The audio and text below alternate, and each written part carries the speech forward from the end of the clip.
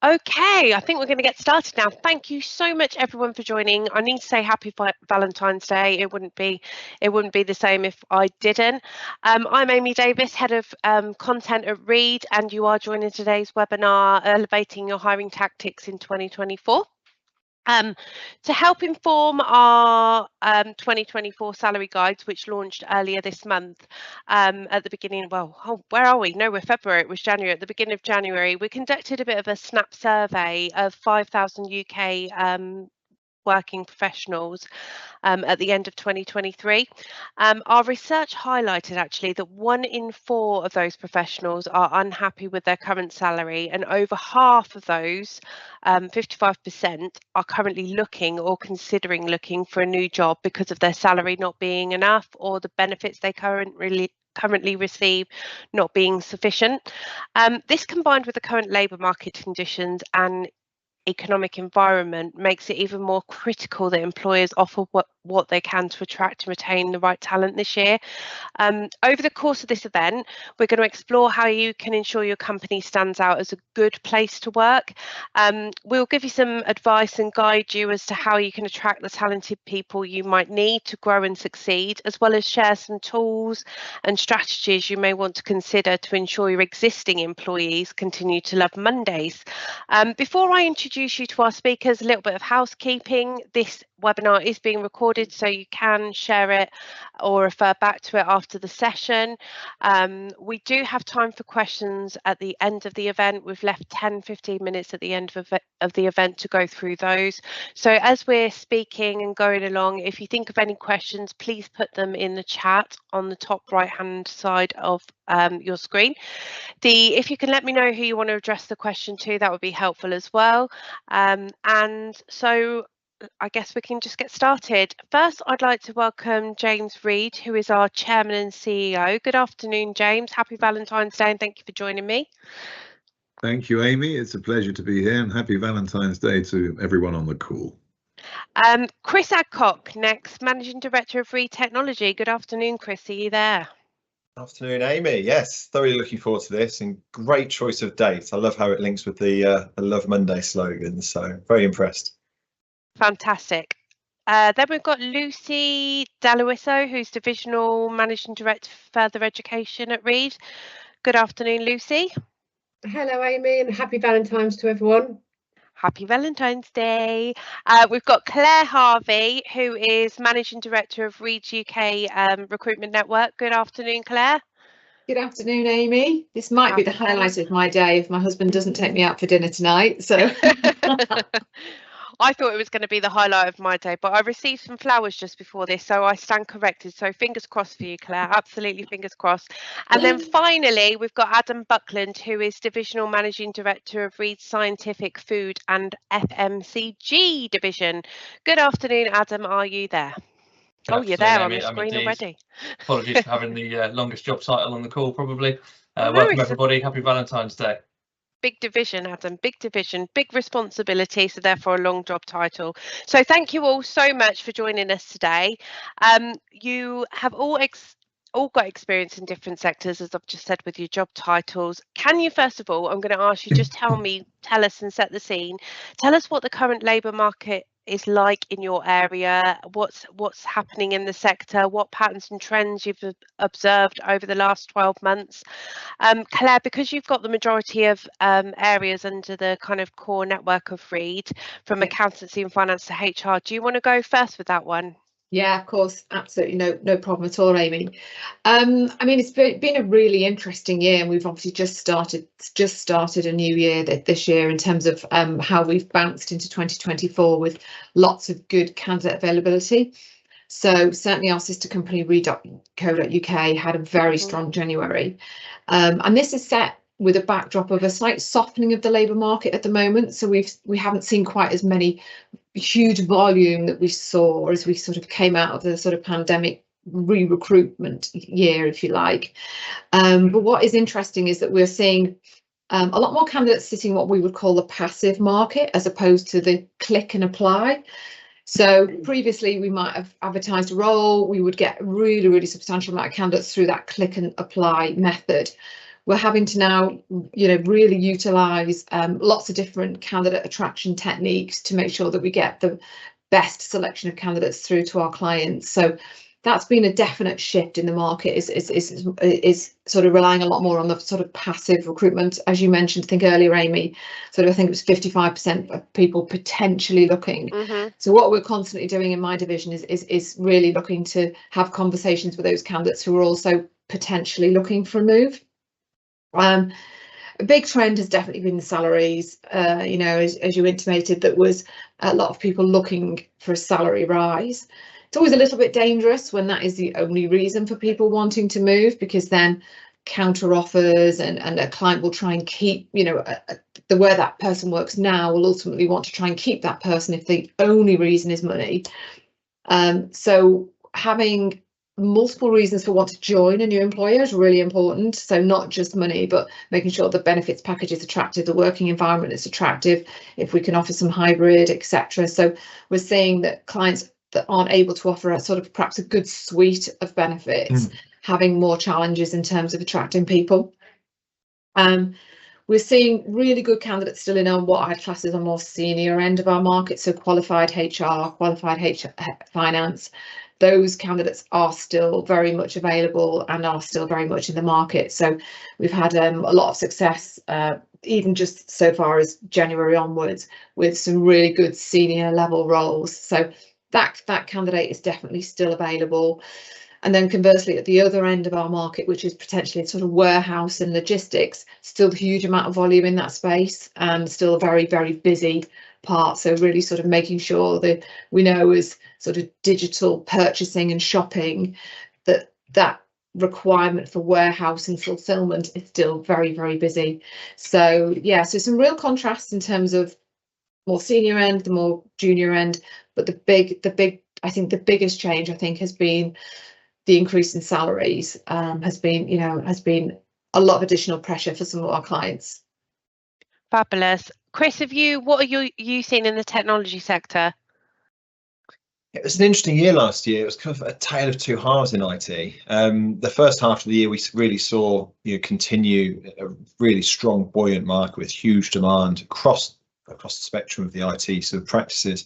That started to tail off massively towards the end of the year. We saw a lot of layoffs in the IT sector in the US and UK, starting at the top, the big companies, the Googles, the Amazons, the Facebooks, etc. And then what we've now really seen is that in the key areas where we often see candidate shortages, there is still a large demand. Like developers, especially in sort of Java and .NET area, are always going to be in demand. They're big demand spaces. But then it's starting to shift with the likes of AI coming in, cybersecurity being a real presence in the market, and everyone really having to focus on how they react, especially with everything that's going on in Russia at the moment. We've seen a large increase in companies being attacked. So yeah, we've probably seen a downturn in the demand, but demand was at an absolute peak at the beginning of 2023, and it's more about those niche sort of nuanced sectors. And yeah, I definitely probably can't talk about IT trends without mentioning AI a few times today. So yeah, there's a lot going on in that space, and I think we're going to see a lot more of it in the coming years and months. Fab. Lucy, what's happening in further education? What have you noticed and seen? What's happening? I mean, we have had a candidate shortage in FE for quite a few years, but it does continue to get harder to find FE specialist talent. The world's changing so quickly. Chris there just mentioned AI. As soon as it comes out, we need to teach the young adults and the new workforce. We've also got new sectors such as green energy, electric vehicle lecturers. So again, they've just come out, but we need people with experience to pass on their skills. Then we've got the new enhancing curriculum subjects alongside there's some new T-levels been implemented that you might have heard about. So we are going to, we foresee that our candidate shortage is going to further increase this year as the demand for them just goes quite sky high. We've also seen significant growth in the requirement for all types of learning support specialisms. So we've got a lot more young adults come into college with education healthcare plans, so they've just got that specialist support with them. And then HR and finance roles within colleges. The salaries are slightly behind the private sector, but we have seen a really good growth in requirements for interim and senior managers, just because they can do 3 days a week on site if they don't need someone full time. So yeah, every year we seem to have a new challenge in FE, and it's just about meeting that challenge. Is there, am I right in thinking there's a record number of students going through colleges at the moment as well? Yeah, we've had an incredible year for enrolment this academic year. So obviously that started in September, and we're still going through it now, and we're still, recruiting so many lecturers to start immediately at colleges. Oh, fantastic. Okay, and then Adam, what about you in the scientific food and FMCG markets? I'm not going to say that again. We're just going to know where you're working. Yeah, scientific may be easier. So ours is split up into 2 quite distinct areas. So it's food, beverage and consumer goods manufacturing and production, and the other side is the more traditional life sciences. So within food, kind of mirrors what Claire said with a lot of the market. So the mid to senior level roles, more of a passive market, but candidates can be found with good search strategy. Labour shortages are really shown up in those more junior or entry level positions, particularly around quality assurance and production. Various factors lead into that, some of which is a lack of development of those people in the UK, but also we still feel the Brexit hangover and reduced migration in that space. Naturally, that leads to recruitment challenges, especially when you look at things like food processing, packaging, distribution. That's where businesses are really feeling the pinch. In terms of trends, we've seen a lot of exploration into more autonomy and innovative technologies, like how do we speed up production, how do we reduce waste, make more efficiencies. And then I don't think it will be a surprise to hear that there is a noticeable shift towards more sustainable practices and more health conscious products, so things free from whether that be food or beverage. And then on the life sciences side, what's really good to see is that research funding has remained pretty robust despite some quite clear economic challenges. And we also continue to see quite a lot of interdisciplinary collaboration.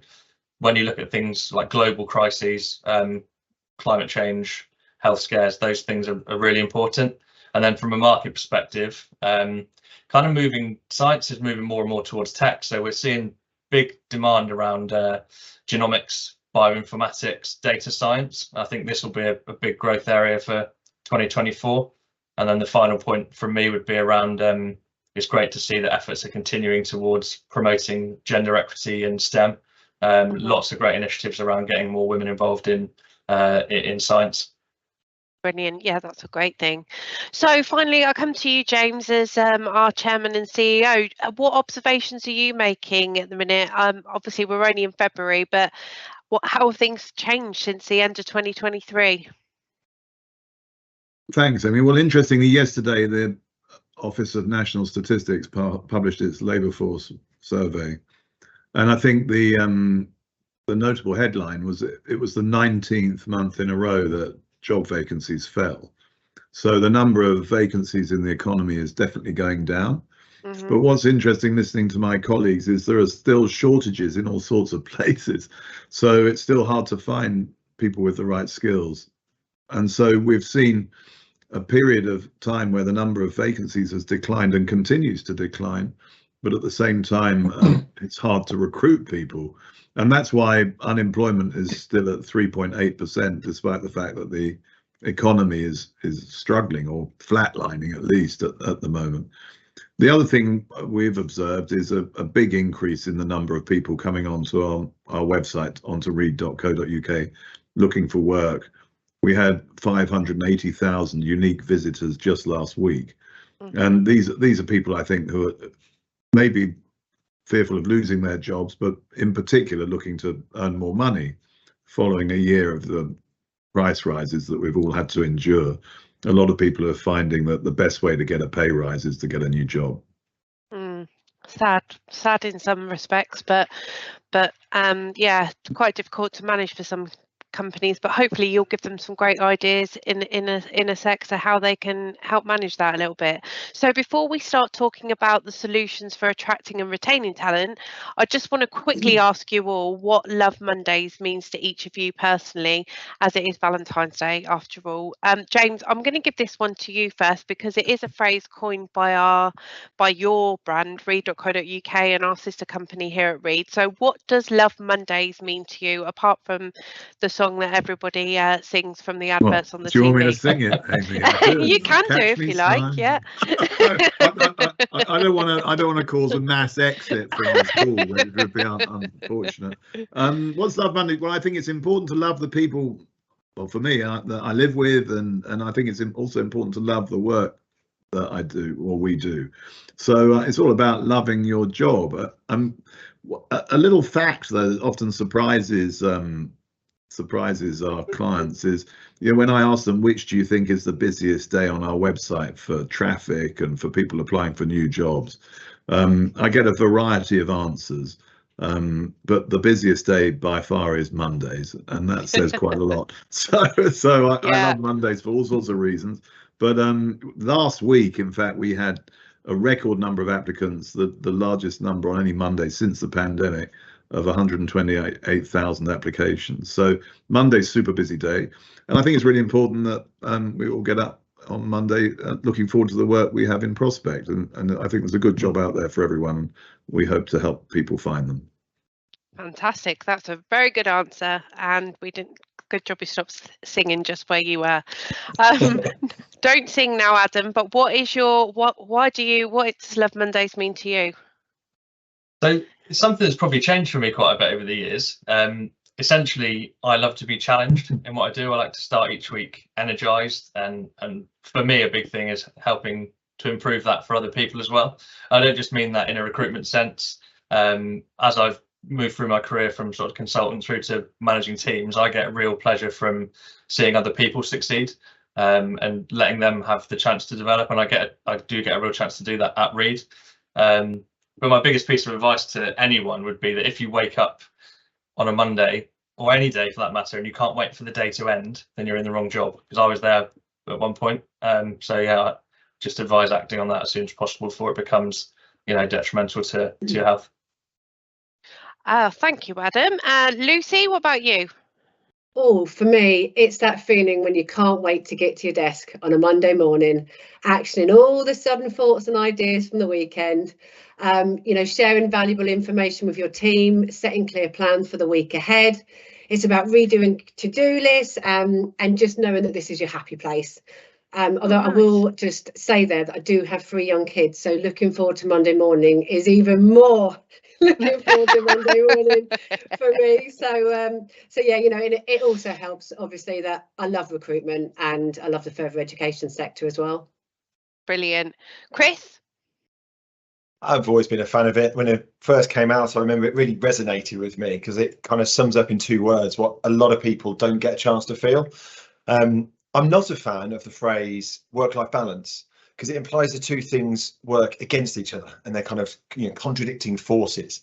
And if you love what you do and you look forward to Mondays, and you do love Mondays, then your work-life balance, your sort of home life and work life kind of start to integrate and complement each other much better. And I think everyone should be striving for that. I think it was Adam who said earlier, if you are dreading coming in on a Monday morning, I think you need to take a good look at what you're doing and assess it, because there's plenty of people out there who love what they do and look forward to a Monday morning.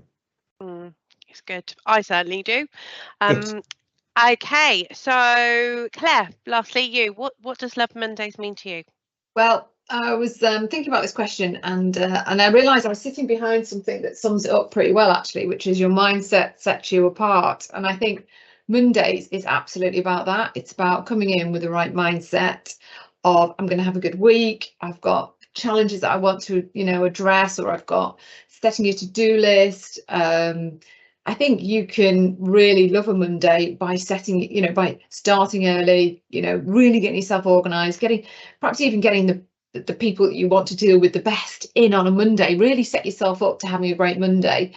And then I think the rest of the week then actually falls in quite nicely, because if you get that Monday done really well, quite often the rest of the week goes really well as well for me.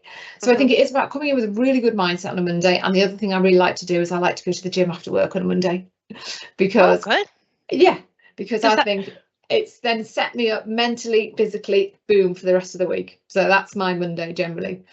Brilliant. Thanks, guys, for sharing that. And we'll see how that kind of ties in with everything we're going to talk about in a minute. So just going back to our survey that I talked about earlier. So with the 1 in 4 professionals feeling unhappy with their current salary, 57 of those weren't satisfied with their salary, shared that it was because it hadn't risen with the cost of living, as like continued increases in inflation and bills have put lots of people under greater financial pressure. Across all sectors, we found from the research that the top 5 most sought after company benefits were annual salary increments, flexi time, 4-day working weeks, performance bonuses, and higher than normal pension contributions. So my next question is, how can employers, who obviously not everybody can afford all these increases in salaries. I read a report that was that came out on the CIPD newsletter this morning that said lots of businesses can't afford to increase the salaries for their employees. So how can they make better use of their compensation and benefit structures when looking to attract and retain employees? Chris, do you want to go on that one first? Yeah, absolutely. So this is always a big question when we do this. Every year it comes up, and I fully understand it. I think it's more prominent than ever with inflation hitting double digits at its peak and being well above the 2% target for a couple of years now. It's an understandable challenge. I think first and foremost we need to really accept that when every survey we do every year, salary is the #1 thing that people look for. So we can't get away from that. So there's no silver bullet of, well, if you can't afford to pay, the market rate or the salary to attract people, just do this instead. There is no silver bullet. However, if you genuinely can't afford to increase the salaries, then you have to look at more creative options. So my first bit of advice is, don't just put a fruit bowl in the kitchen and call it a benefit. You have to focus on the things that people really want. So how do you do this? What I'd say is the key is flexibility. Rather than having a fixed list of benefits and saying, right, this is what every single person gets, it's all the same, everyone gets them equally, creating a menu of options, I think, is your best shot. People can then choose the bit that appeals to them. Lots of companies waste a huge amount of money on benefits for all of their employees that not all of their employees want. You might have a very lucrative and very exciting pension scheme, for example, but if 25% of your staff are young and not bothered by their pension and want to focus on other things, then you're getting zero benefit out of that. So that flexibility, I think, is really key. If you can come up with a benefits package that allows people to choose what motivates and drives them personally, then you're just getting a lot more bang for your buck. It's going to be actually worthwhile investing in those benefit schemes rather than potentially wasting quite a bit of money paying for things that they don't value. Makes sense. Lucy, when it comes to further education, are they a little bit more, are they restricted on what they can offer? What can they do there? Yeah, I mean, it can be really difficult, Amy. There are obviously funding constraints. So it is very difficult to be competitive with industry salaries. But FE can be a really, really great place to work. And I think, talking of Love Mondays, what better way to start your week than a room full of eager to learn, fresh faces, looking to you, the expert, to pass on your knowledge. And a college can be a great environment to walk into. You can have people playing music, guitars, singing as you go into reception. There obviously, there are the increased pension contributions. But yeah, it's the main thing, it needs to be a great place to work. It needs to have a teaching and SLT team helping and supporting each other. And I guess where the sector can't meet the salaries of industry, the rewarding roles and benefits offered by colleges, such as increased annual leave and the personal and professional development to do the qualifications as well. And that can increase your salary within a college as well, with experience and qualifications. Okay, fab. Adam, have you got any thoughts over looking at the industries that you work in? Probably face similar challenges to my esteemed colleagues here, but I think if we're looking at specifics, some of the things that when you're talking to the kind of candidates boots on the ground, if you like, is things like cash plans or any kind of medical cover. The waiting list and pressures on the NHS are pretty well documented. So anything around that does help. Looking at cheaper ways to bring stuff to your staff, so things like reward gateways where you can get high street discounts, reductions off your shopping, those kind of things always go down well. And then the last one for me is being creative. So incentives always seem to be focused around cash or financial reward or vouchers, whereas why not explore incentives for time off? People love extra holiday, so rather than putting more money on the bonus, you get your bonus, but you might, instead of an increase on bonus, you get 2 or 3 extra days annual leave the following year. So people love to have more time off, so be creative there. They're really good ideas. Claire, anything you've got to add to what the guys have said?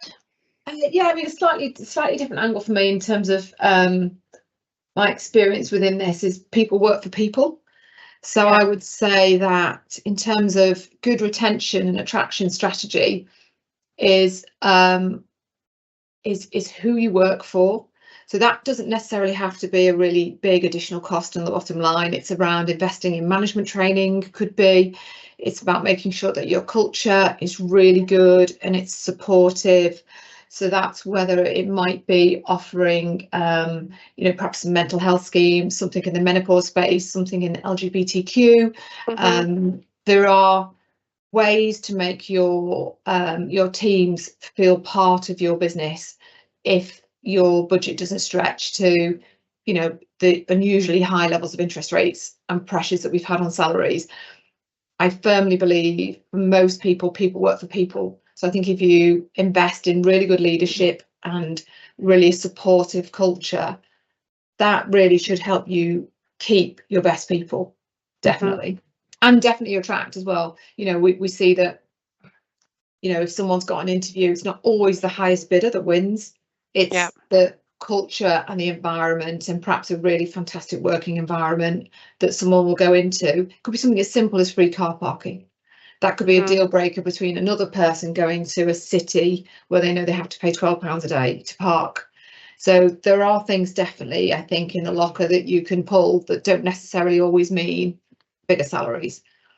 Okay, fabulous. Thank you. James, anything you'd add on to that? Anything you've seen in passing? Anything we're doing at Reed that you think's fantastic?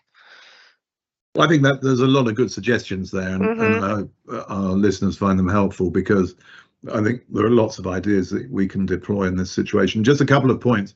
I've been the CEO of this company for, I think it's nearly 27 years. It is 27 years. And I haven't had a situation where we've been trying to run a business in inflation. It got us high as 11%, didn't it, a little while ago before. So I had to seek some advice. Who did I go to? Well, none other than Alec Reed, obviously my dad, who the founder of this company, who ran the company in the 1970s. And then there was a very, very strong inflation, and it was very disruptive. But he gave me a good piece of advice, which I'll share with our listeners. It's in a period of inflation, if you give someone a generous pay rise, which you should actually try and do because the costs are going up for them, if you do that, even if you're not particularly happy with them and their performance afterwards, the inflation catches up with it. So it's not actually that generous in the long run necessarily. So I think in a way it's quite good to try and stay ahead of that galloping horse and give people good pay rises and then review how they perform subsequently. And I thought that was good advice, and it's something we try to do in our group. The other thing, just observing the market, is roles that require attendance, that is people being there every day rather than perhaps working from home flexibly some of the time, are seeing higher pay increases. So we've seen double-digit pay increases in roles on our website that require attendance. So companies are realizing that if they want people in every day, they have to pay more. And a lot of people are very happy to do those jobs and want to earn more. So that is a change in the market. Lovely. Thanks, everyone. That's some really good food for thought for the listeners there. So moving on, in your experience, we're going to just quickly talk about the role employer branding plays in attracting and retaining staff. we all know it plays some kind of role in that, but how much of a role, and how can it be strengthened? Lucy, do you want to take that one first? Yeah, I mean, college branding in further education is vital. We can see such a difference recruiting for colleges by their reputation, what their values are, what the senior leadership teams are in place. It really is about culture in FE. And we can see a really great match between a great SLT team or management team in their retention of staff as well, because actually they're there as support for the teachers and lecturers. And it's a great, it's just a great learning environment for the students as well. So that's it really. I think, it can simply be improved by supportive and inclusive management, teaching teams, appreciating the work that's performed as well. And that will always lead to an increase in morale and job satisfaction, which should help you retain staff. Brilliant, thanks. James, what would you say on employer branding? Well, there are many ways of doing it, and so I think it's very important, if you can, to become a destination where people want to come and work. And it's, for me, it's all about culture ultimately. The type of organisation you are, the values that are shared and upheld, and those are the things that I believe attract and keep people, especially now. Younger workers are very interested in the purpose-driven organisation, and they want to join companies that are playing an important role in the society in which they live. So every business performs a useful function because that's why we have customers. But being clear about that and communicating that, I think, will help build your employer brand. Brilliant, thank you. Claire, anything you could add to that discussion? I mean, certainly we are at the coalface in terms of employer brand. When a good employer comes to us, it is easier to find people than necessarily a client that has potentially got what we might class as a bad reputation in the market. So interestingly, research would say that 86% of workers would not apply for a job with a company with a bad reputation. So it's really interesting to make sure that reputation evolves through, referrals potentially from your own co-members, what call them co-members of your own teams, having a really good onboarding process. So sometimes what we notice, if we might place a candidate into a role, and if they're not onboarded really well in the first couple of days, the first week, that can really fall apart very, very quickly. So a really strong onboarding process, having a really good referral system, making sure that testimonials, reviews and everything that goes out there externally is really strong. And then creating sort of a internal comms that's good. So we very heavily use vlogs. And so we use, really good video content to share good news, to create a really positive atmosphere, and that constantly goes back to reliving our vision and our brand, as a trusted partner. And we will keep improving lives through work is our own internal message, and we make sure that we keep going back to that and making sure that everything we do reflects improving lives through work. So I think having a strong brand, knowing where you're going and making sure that externally and internally that communication is strong is very important. So it does make a huge difference to attraction, definitely. Brilliant, thank you. Adam, what about you? Have you any ideas on this, how people can make it stronger? Yeah, building on what Claire said, I don't think it's ever been more the case that your company and your brand is scrutinized heavily before people even click that apply button.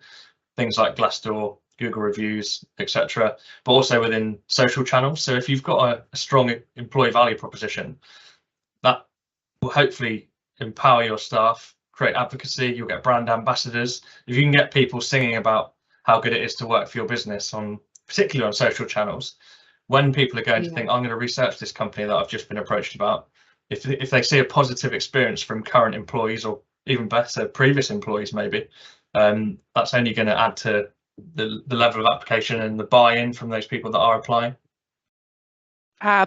Chris, any final comments from you on that? Yeah, I think Adam's hit the nail on the head there for me. So we've been through this ourselves, actually. It's quite interesting. We had to take our own advice a couple of years ago. We went through this fantastic reimagining read. The new brand came out. We've completely modernized our benefits package. People are winning Teslas and trips abroad and all sorts. It was really exciting. But the moment you roll all of that out, it is internal. People don't know about it.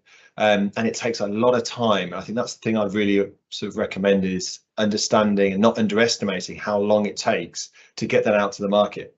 So our competitors, you know, the people that we're looking at hiring from, didn't know on, you know, day one that we were suddenly doing all these amazing things. We've had to work really hard to get that employer brand out there. And that comes from not just ourselves, but from the people who work for us, putting it on. You know, LinkedIn's probably one of the best places that you can be posting about that. And now, you know, James said earlier about being a destination employer. I think that's something that we've managed to become over time, and in a big part down to the people that currently work for me, are shouting about all the benefits and all the, you know, the culture and everything that they love about working for Reed. Fab, thank you everybody. After breaking down the results of the survey and looking at kind of gender, it was clear that there are persistent gender differences, with women feeling they need a 55% pay rise, but men only needing like 31%. It also highlighted that male workers are more likely to receive workplace benefits than females. So men, 75% said they got workplace benefits, and only 65% of women. James, you're an advocate for addressing the gender pay gap. Are you surprised by that result, and what more do you feel can be done to address the issue of gender pay gaps? Well, it is not good enough, and a lot needs to be done. I mean, the women on average, our report showed, are paid £10,000 a year less than their male counterparts. So that's clearly unsatisfactory and needs to be addressed. So I think that's the responsibility of everyone in business and anyone who has any power over people's pay to do something about that. And it's interesting, just looking at the report here, 57% of men feel confident they will achieve their dream salary, as opposed to just 44% of women. And women's mental health is also more likely to be impacted negatively by their current financial situation. 40%, that's a lot, versus 29% of men. Yeah. And overall, women are less likely to receive any work benefits, 35% versus 25%. But when they do get them, they're more likely to prefer flexi time. That's what's most important to them, and less likely to get a salary increment. Well, I think they should get flexi time and a salary increment. I think it's our duty to make sure men and women are paid equally and fairly. So that's where I'm coming from. Yeah, no, I agree. So I'm not going to ask all of you this question, but Chris, on the back of this, in your opinion, obviously inclusion and diversity and a company's commitment to inclusion and diversity is important when attracting a diverse and talented workforce. But what should companies be doing to encourage more females to enter tech? Yeah, this is a huge problem in the tech industry. It has been for years, unfortunately. The importance of diversity itself, it can't be stressed enough for so many reasons. I mean, fundamentally, morally, it's the right thing, but actually there's been several studies that have shown more diverse workforces perform better. So actually there are commercial reasons to have a more diverse workforce as well. There's lots of little things you can do, lots of tweaks you can do to try and attract and retain women in tech roles. The problem we have is, with only 19% of tech workers being female, we're fishing in a very small pool. Now, I'm very proud to say, with our placements over the last 2 years, we place more women into IT roles than as a percentage there are in IT. So we're kind of trending above average, which is great, but we are fishing in a very small pool. And we have most of our clients come to us asking for a diverse shortlist. And unfortunately, there are only so many people in those roles. So what we've got to do is we've got to try and encourage women to get into the tech space, and it's kind of a bit of a grassroots thing. But my opinion strongly is everyone has a part to play in this.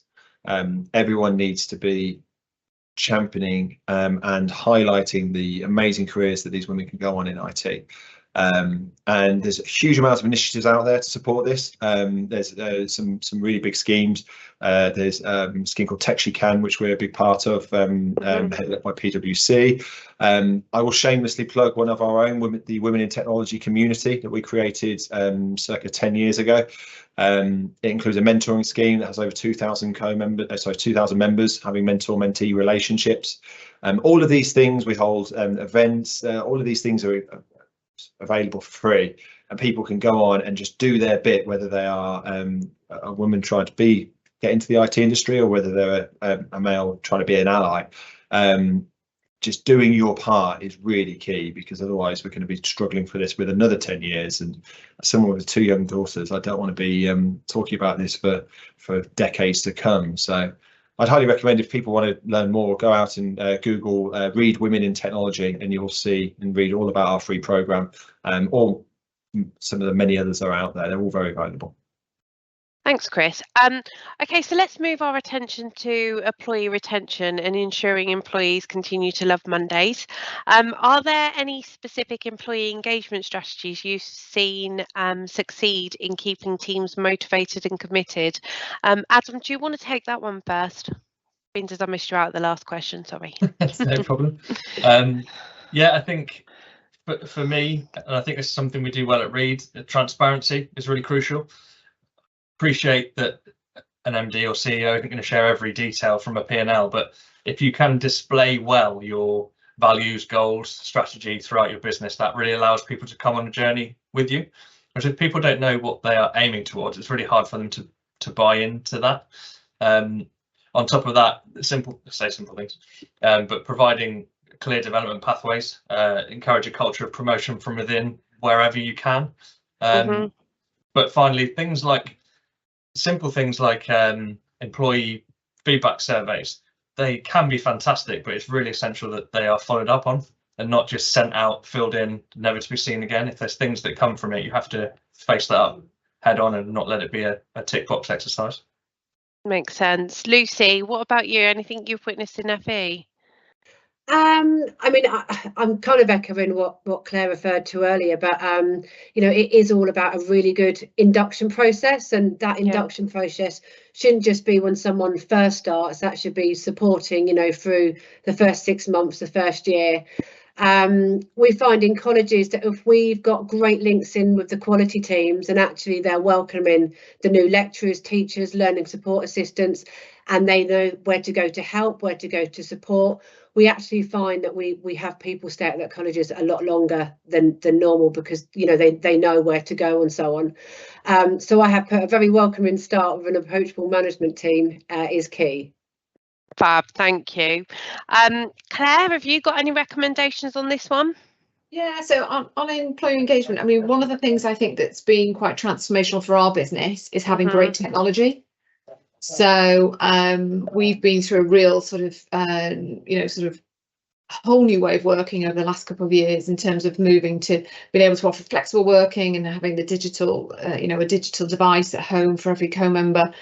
So I think sometimes IT can be incredibly frustrating for people if it, if it slows you down in your job or doesn't allow you to do your job to your best. So if you were going to invest in something, I think that has a broad range of touch points across multiple people, having some really good technology to help make your job more efficient, allow you to be more agile, allow you to work to your absolute best. I would say it's absolutely worth having a really good technology solution. And then my only other point would be, I think, and again reflecting to perhaps some of our offices across the UK, try and create a really great place to work. So, whether that's, having, adequate sized desks for people to be able to, really work well, having a good environment, just having a really good environment to work, and some really good tech would be a couple of things I think people could take away. Thanks, Claire. James, anything from you about how you think, from a CEO perspective, how you think business leaders can ensure their employees remain motivated? Well, there are lots of things, aren't there? I think a lot of good points have been made, but I think that the most important thing is being very clear about the importance of the work that we're all doing and the impact that it's having on our customers. So, we're lucky in recruitment in that when we make a placement or assist a client, we're actively helping people move on in their lives. And I find that very rewarding, and that's what motivates me. Fabulous. And I think I missed someone out. Chris, what about you in tech? You did. I won't take it personally, don't worry. For me, retention, it's the reality of your attraction. It's living up to the promises that you've put out there and delivering on them. So in my experience, a huge amount of it comes down to that word, I think someone said earlier, was culture. And then the individual manager There's that old phrase, people join companies and leave managers, and I think that is still true today. So if you can create a really good culture where people feel motivated, supported and secure, then all you really need to ensure is that you have strong individuals in management positions, and you should be in a good place. Brilliant, thank you. Getting towards the end of my questions now, so if the audience have got any questions, please don't forget to submit them in. In your experience, what is the one common pitfall organisations should avoid when trying to attract and retain top talent, and why? Claire, I'm going to give that to you first. Okay, thanks, Amy. One of the things I think that you have to really set your stall is don't tolerate poor performance. Or a poor attitude, because that can be really disruptive for potentially the other 80% of the team that want to really have a great attitude. So I think addressing poor performance and attitude is incredibly important. So don't tolerate that. I think other things that perhaps other pitfalls is like too many rules and procedures. People, I think try and make it, as I say, as a dynamic environment to work in, and people can work quickly, can get to solutions quickly. I think people can get very frustrated with lots of processes and procedures to follow when they want to get something done quite quickly. So I'd say where you can, really streamline approval processes and make things happen quite quickly within your organisation. We've mentioned this numerous times. Unfortunately, today it is a key factor, but modern working practices, and that is allowing for a little bit of hybrid, a little bit of flexibility, occasional working from home if that role allows. And then the final thing I think is don't forget to praise people. Saying thank you for a job well done at the end of the day is a huge thing and costs absolutely nothing. Thank you, Claire. So, James, what are your thoughts on this one? I think Claire said most of it. I would say giving people an exciting vision for the future. I mean, people want to join a team that's going to be successful, is doing exciting work, and that they could feel they have a place in it, that they can make a difference.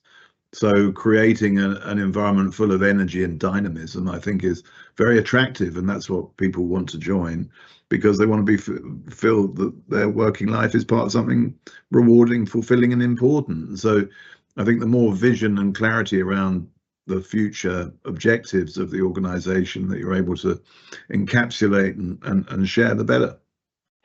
Thank you, James. Adam, what would be your advice? Anything additional to add? I think it's probably been covered already, but being too rigid with policies is the biggest thing we see as a pitfall. If there's an organisation that, adhere to outdated policies too strictly, that tends to be a turn-off for candidates. I think top talent really want flexibility and adaptability in the business that they work for. Fabulous, thanks, Adam. Lucy, finally, anything from you? I mean, not just in colleges, but also in my division, it needs to be a learning culture where you're always growing and always learning and always achieving more. And I mean, one of the things, my massive one for me, I guess, is blame culture. And we do see it sometimes that there are blame cultures, and I'd just say, avoid that at all costs. Fabulous, thank you. The other thing I would just add, Amy, just in terms of attraction, and just this is a common theme again for potentially for our clients, is don't make the attraction process overcomplicated or too lengthy. So a big trend we are seeing in the market now is candidates are coming onto the market but going off the market really quickly. So if you are interested in a candidate, you want to pursue it, you do need to act really, really quickly. And a lot more companies now are using portals as that first instant contact. It's not a lot of human interaction, and you can lose people in the recruitment process very early if they're not getting that human interaction quickly. So in terms of just attraction, definitely speed of response, making sure communication is really strong and positive from the onset. That would be my other key, because that's where we personally see some of the candidates, some of our great clients losing some great candidates because just things take too long. Okay, thank you. Chris, anything to add to that one? Just very quickly, I'd say that retention doesn't have to be equal as well as a goal for a business. I think it's really important if we're looking at pitfalls. I think that often companies look at it as an overall number, but there are some roles that are very easy to recruit into, and that you do have a natural turnover in. And there's some individuals that have high potential, and I think working with HR to make sure you're mapping out those people and ensuring that they always have opportunity to learn, as Lucy said, to grow and to add value to the business in the best way possible. I think that's really important, because they could be your future leaders or future stars, and they're probably the ones at the most risk if you ignore them or don't give them kind of excitement and work and challenges that they're after. Thank you, all of you. So finally, it would be great to get your thoughts on the year ahead. What do you feel will be the biggest talent acquisition challenges for businesses in your sector, and how they can overcome those challenges? Lucy, do you want to go first from a FE perspective? Yeah, I mean, I think for us, it's going to be the emerging subjects. So it's going to be the electric vehicles, solar panel, all green energy, that mixed then with the new T-levels. And meeting the demands of the new workforce that the UK are facing as well. We have seen a massive increase this year in SEN and LSAs, and I think that's going to continue. It's a lot of bulk recruitment, so we're normally looking for maybe 80 people in one college at any one time. And then massive focus on the green energy. So we're doing lots of candidate pooling at the moment, just because we need people with industry experience, but it hasn't been around long enough to have people with the industry experience. Fab, thank you, Lucy. Okay, let's go over to Chris. Chris, how does this differ in tech? It's going to be an interesting year for tech. It really is. I mentioned at the beginning about AI and how exciting that is. Lots of people are already using it in ways they don't even know. So when you're speaking to companies at the moment, there's lots of customer service interactions are actually via AI. So we're seeing the early signs of adopting it. I'm really excited to see what happens in the dev space. So we're seeing kind of no and low code being used, where essentially developers are able to just type a few words into ChatGPT or something similar, and it will kick out the code ready to go. So I think we're going to see developers becoming far more productive. So that's quite exciting. I mentioned at the beginning cybersecurity. I think that's going to continue increasing. And then other than that, I think it's just going to be a really fascinating year to watch what new pieces come out, and some of the trends we've seen that maybe haven't taken off as much as people thought, like Web3 and sort of the metaverse and virtual versus augmented reality. All of these buzzwords have kind of started to come into fruition, but we haven't really seen them hitting the mainstream yet. So it's going to be an exciting year for the IT market. Brilliant, thanks, Chris. Adam, what about the scientific sector? I think I'm excited to see the especially in food and beverage, always excited to see the new products that appear each year that never ceases to amaze me, the different flavors and types of things that come out. But in terms of a talent challenge, I think it's across STEM. I imagine this includes tech as well, but just that lack of talent into those more junior or entry level positions. I think there's a real shortfall when it comes to people getting into early stage careers within QA and MPD in particular. That's impacted by lots of things, confusion around migration and visa status of certain individuals, particularly post-study. So I think a solution to that is businesses being agile and willing to invest more in their training, and then equally creating opportunity for people to progress. Because if you train well but don't progress, you'll just lose those good people to a competitor. So I think there needs to be a real focus on that for STEM this year.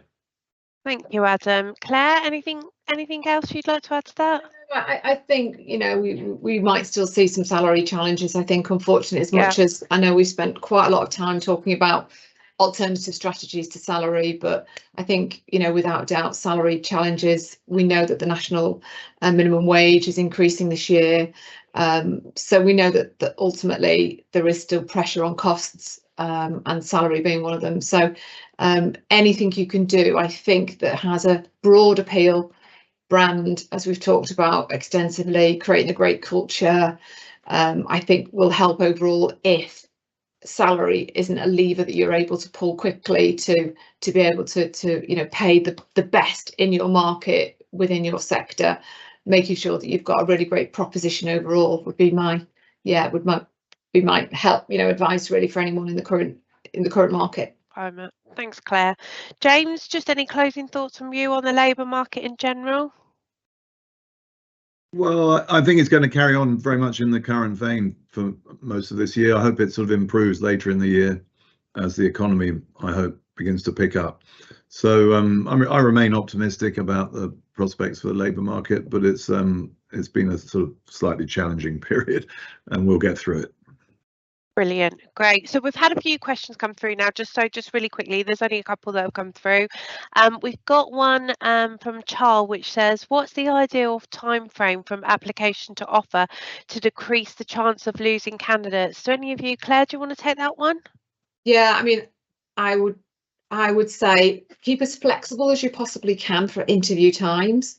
So ideally, you want to be really getting back to people within a week of application. Once things start going past to 2 to 3 weeks of application, we are starting to see candidates really, their interest wane.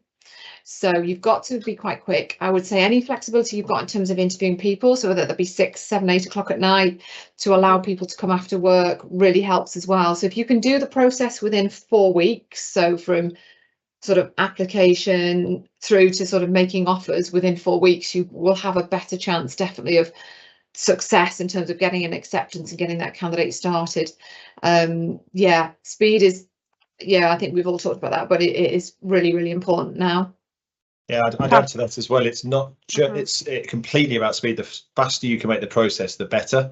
So if you can remove a stage or combine stages, but also don't underestimate the power of mapping out the process at the very beginning. If people know it's going to be a 4-week process, they're much happier than if they think it's going to be 2 weeks and it ends up being 4, or if they think it's going to be 4 and it ends up being 6. So mapping out that process really early on should put the candidate's mind at ease. Yeah, we had a client recently that was taking 3 months from initial interest to starting the interviews, and all of the candidates had got alternative jobs.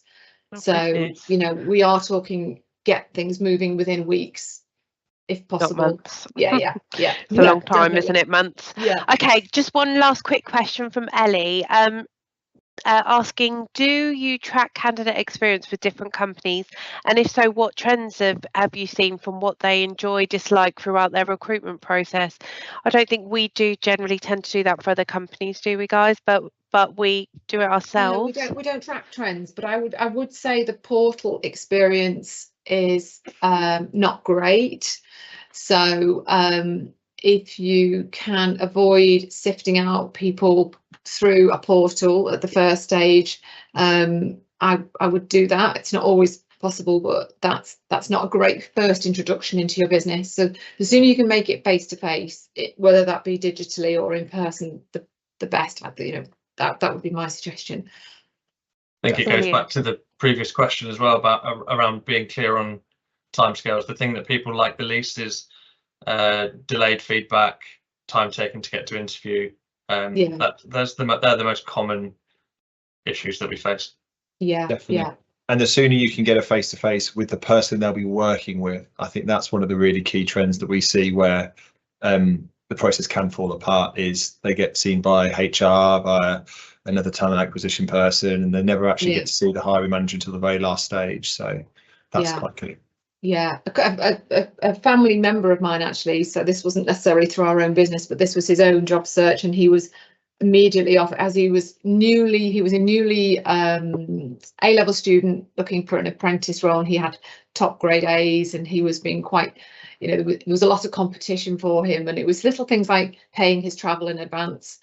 So some of the small nice touches really meant a lot to him, to make it, the ease of him going through the process was incredibly important, as opposed to perhaps the other companies who he was applying for took their time, didn't give him great feedback quickly. If you can make that application process as easy as possible and think of it as part of the culture journey, that's always goes around really, really well. Brilliant, thank you. There is one more that I'm going to ask really quickly. What is the best way to recruit for an older workforce for what is a traditionally be seen as a young person's job? Any tips on that from any of you? Any thoughts? James, anything you can think of there? There's no such thing as a young person's job. Yeah, a good answer. If you're good enough, you're old enough. Yeah, if you're old enough, you're good enough. So I think ageism needs to be sort of moved aside, really, especially now when there's such shortages of skills. There are lots of older workers who have a huge amount to contribute. So grab hold of them, would be my advice. Yeah, fantastic. Yeah, that is great advice. My mum has just literally gone back into work from after retiring, doing an administration job for a friend that that was struggling to recruit. So yeah, I strongly agree. I don't think there's any job that an older person can't do. I think older people are often a lot more knowledgeable and better, but hey, that's only because I'm slowly getting older. Yeah, I mean, maybe centre forward for Chelsea, but I'm beginning to think I could do better than an incumbent anyway. So, who knows? Ah, fantastic. Thank you all. That's about all we've got time for. Really interesting conversation as always.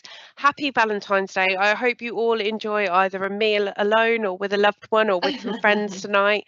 I heard a really good joke on the radio this morning, but I am not going to repeat it because I tried to do it with my team and it wasn't very funny. Anyway, I just thank you for everyone for joining us today and giving up your time. We will be in touch shortly with a recording, like I said, so you can share it.